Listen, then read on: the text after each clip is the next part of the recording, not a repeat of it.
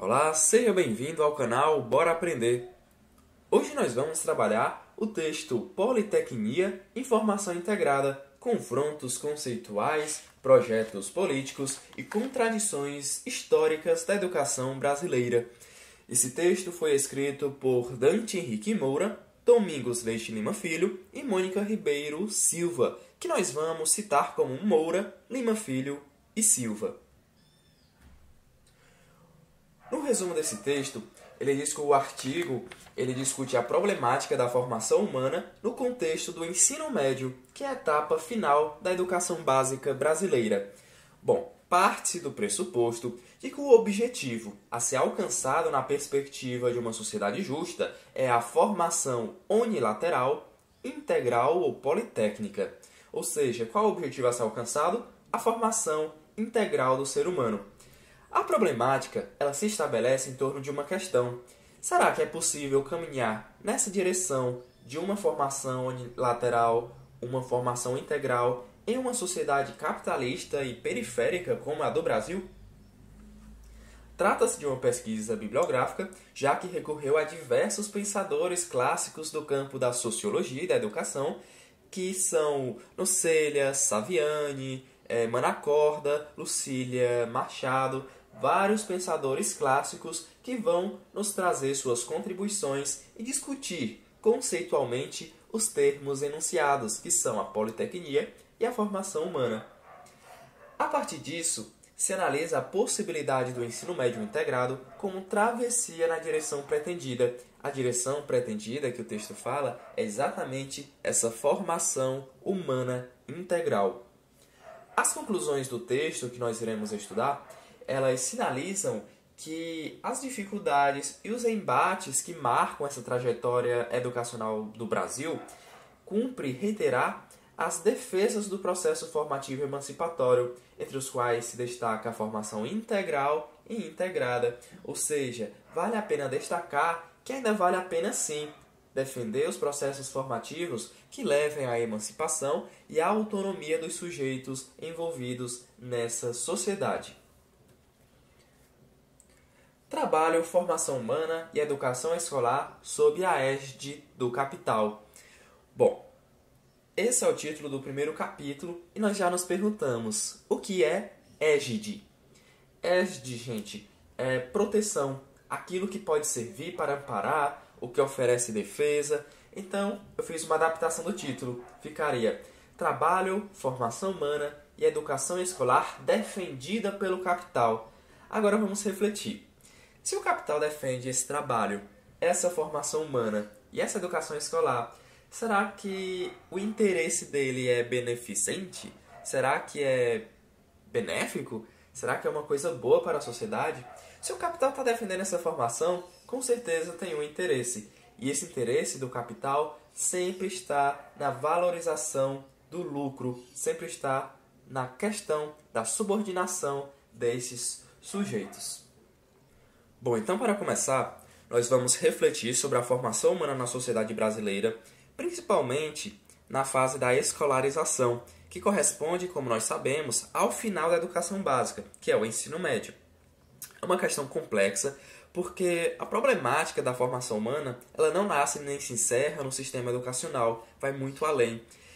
Bom, é uma necessidade da vida do ser humano a produção da própria existência por meio do trabalho. E o determinante para que esses seres humanos dominem os conhecimentos e as práticas necessárias para essa produção não é a escola. Por quê? Porque o próprio homem, desde que é homem, que se entende por homem, ele produz a própria existência através do trabalho. Então ele adquire conhecimentos, adquire práticas sociais. Então, inicialmente, a escola era inessencial, porque o homem por si próprio, ele trazia conhecimentos, formava, construía, desconstruía e reconstruía. E isso sem a institucionalização da escola, certo? Mas aí aconteceu uma coisa na sociedade, que no caso foi a modernização dos processos de industrialização, e com isso a escola apresentou-se como essencial, porque um espaço institucionalizado, ele também faz parte dessas relações sociais, só que começou a ser essencial, mas para conceber e atender aos interesses de uma determinada classe, como nós podemos imaginar, a dos dirigentes da burguesia. Então a escola no começo ela foi vista como um luxo para formar as pessoas que vão dirigir a sociedade. E já para as pessoas de classe trabalhadora, do trabalho manual, do trabalho simples, do trabalho não complexo, a escola continuava inessencial. Bom, nessa atual fase do desenvolvimento das forças produtivas, ou seja, o processo de trabalho atual, que é ancorado na ciência, na prática e na tecnologia, sob o domínio do sistema capital, a escola ela vem se tornando essencial à sociabilidade humana. Por isso, esse caráter classista se destaca. Como? Porque a necessidade de valorização do capital a partir da propriedade privada dos meios de produção, ela demanda uma divisão entre trabalho intelectual e trabalho manual, como estratégia de subordinação, tendo em vista sempre a valorização do capital. Bom, em decorrência dessa divisão social e técnica do trabalho, que se constitui como uma estratégia fundamental do modo de produção capitalista, ele faz com que esse metabolismo desse sistema ele requer um sistema educacional classista, que sempre separe o trabalho intelectual e o trabalho manual, o trabalho simples e o trabalho complexo, cultura geral e cultura técnica, ou seja, uma escola que forma seres humanos unilaterais e mutilados, tanto das classes dirigentes como das subalternizadas. Percebam que até mesmo as classes dirigentes, elas também sofrem com uma escola unilateral e mutilada. Por quê? Por mais que sejam dirigentes, eles ainda assim recebem uma formação para que eles dirijam toda a organização de forma a valorizar o capital, porque o capital não está interessado em formar uma pessoa inteira, aquela utopia de uma formação inteira, mas sim uma pessoa que atenda de forma satisfatória e que produza mais valor para o sistema capital. Bom, agora nós iremos para a parte do texto que fala sobre a politecnia e os confrontos conceituais que Marx e Engels, Machado, Lombardi, Gramsci, Nocella, Saviani e Coenzi vão trazer de contribuições acerca da politecnia. Karl Marx ele fala o seguinte, que a classe trabalhadora ela deve ter uma educação que compreenda uma educação mental, isso é, no texto, no tempo que ele escreveu, ele chamou de educação mental, mas que nós, nos dias de hoje, iremos chamar de educação intelectual. Para ele, a educação deve compreender uma educação intelectual, uma educação física e uma educação tecnológica, porque ao tratar de educação intelectual, física e tecnológica, Marx está claramente sinalizando para uma formação unilateral, uma formação integral do ser humano. Essa concepção ela foi incorporada à tradição marxiana sob a denominação de politecnia. Para Karl Marx, essa formação humana integral ela só vai ser possível no futuro. Por quê? Porque é preciso, primeiro, superar a hegemonia da burguesia. É preciso que a classe trabalhadora ela tome o poder, ela supere em nível intelectual as classes média e alta, e dessa forma ela consiga conquistar o poder e instalar essa formação humana integral de acesso básico e complexo para todos, tanto os jovens, adultos, tanto para meninos, meninas, todos. Essa formação humana integral, ela vai para todos. Para Karl Marx, a politecnia ela se origina justamente da própria transformação da indústria, pois como a indústria moderna ela tende a exigir um trabalhador de maior versatilidade, é preciso pessoas mais apropriadas dos bens de ciência e tecnologia. Por exemplo, uma indústria que tem máquinas complexas de operacionalização, ela vai requerer um profissional que consiga administrar essa maquinaria. É preciso de profissionais que consigam operar o maquinário e dessa forma produzir valor para esse sistema. Por isso, a Politecnia ela vai se originar justamente da transformação da indústria, porque é do interesse do próprio capital que a classe trabalhadora ela tenha essa formação. Então é um objetivo político de Marx que os trabalhadores voltem a ter domínio sobre o conteúdo do próprio trabalho, já que atualmente os trabalhadores eles produzem um trabalho e o conteúdo desse trabalho fica nas mãos da classe burguesa, da classe dos dirigentes, dos patrões, já que os patrões pagam apenas pela mão de obra, mas o produto final não pertence ao trabalhador que produziu, e sim ao sistema capitalista que financiou. Então o objetivo político de Marx é que esses trabalhadores, eles produzam, mas eles sejam donos desse produto produzido por eles, de forma que o produto que ele criou tenha retorno para ele próprio.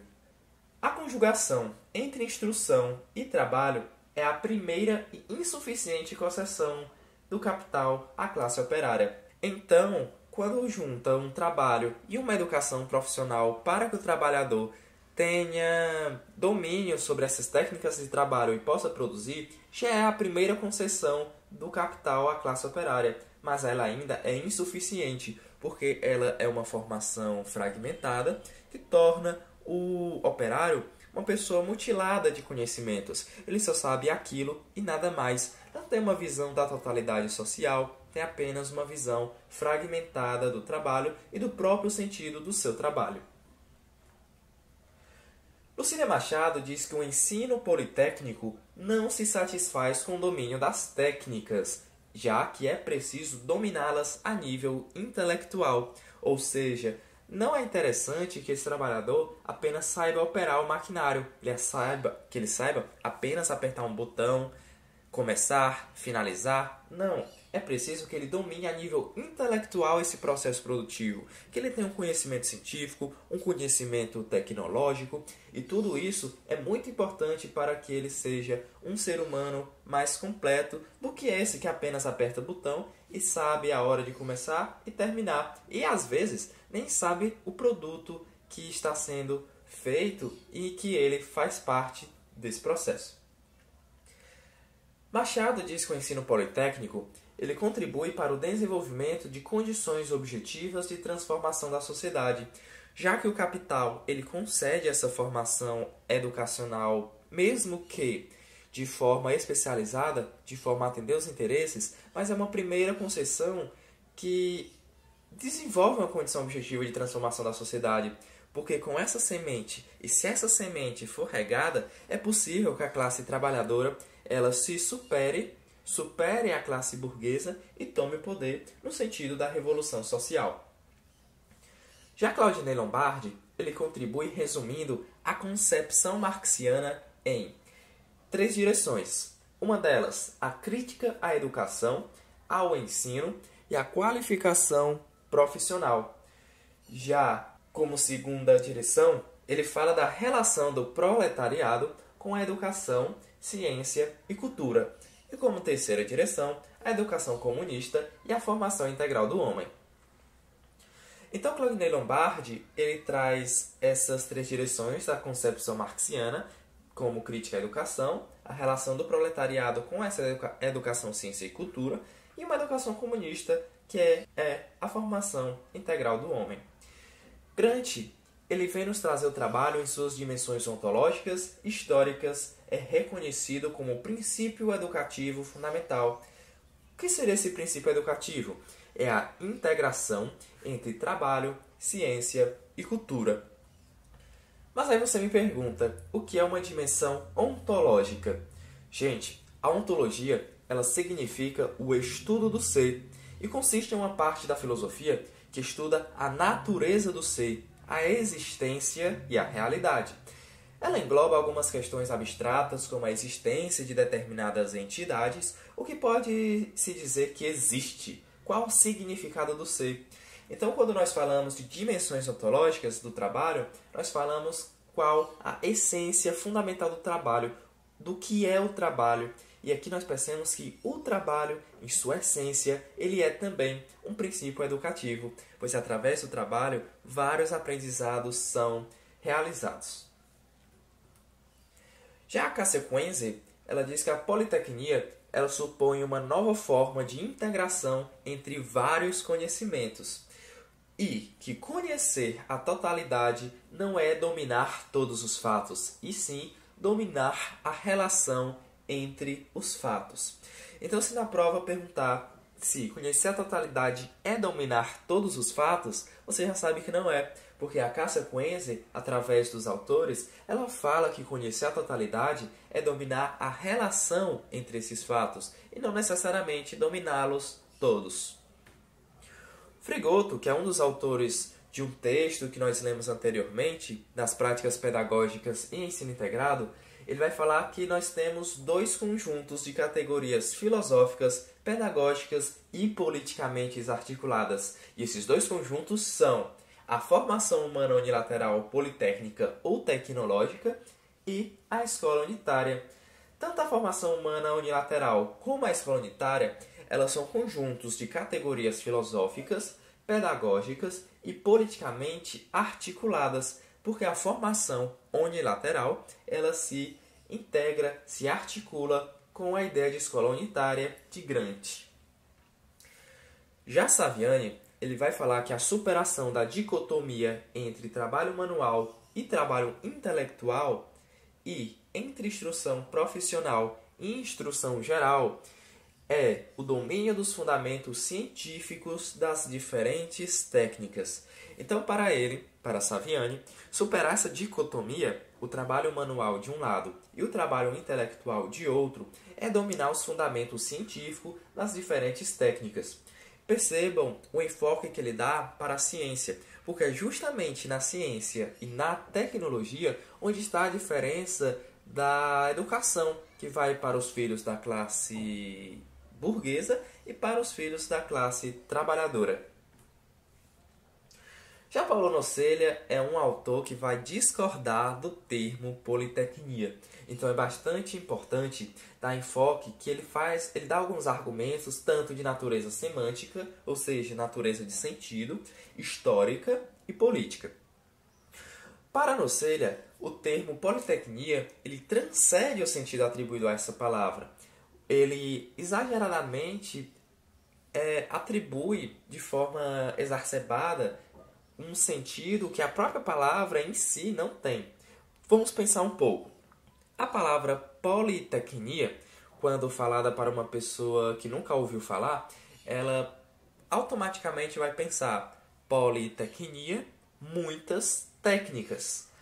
E, na verdade, a politecnia ela não significa muitas técnicas, mas sim essa formação humana integral dos fundamentos de todas as ciências que embasam as diversas tecnologias. Então, Paulo Nocelha ele fala logo o seguinte: o termo politecnia está equivocado, porque ele não abarca todo esse sentido que foi pensado por Marx, Engels e Grant anteriormente.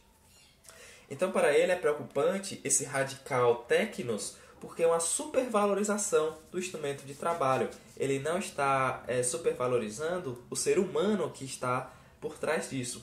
Então, quando nós falamos em politecnia, o problema não está nem tanto em poli, mas sim em tecnia, porque valoriza muito a técnica, o instrumento do trabalho. Então, esse é um dos motivos que Paulo Nocelha desaconselha o uso do termo politecnia. Bom, no próximo vídeo nós veremos o rumo à politecnia ou a subsunção ao capital. O que será a subsunção?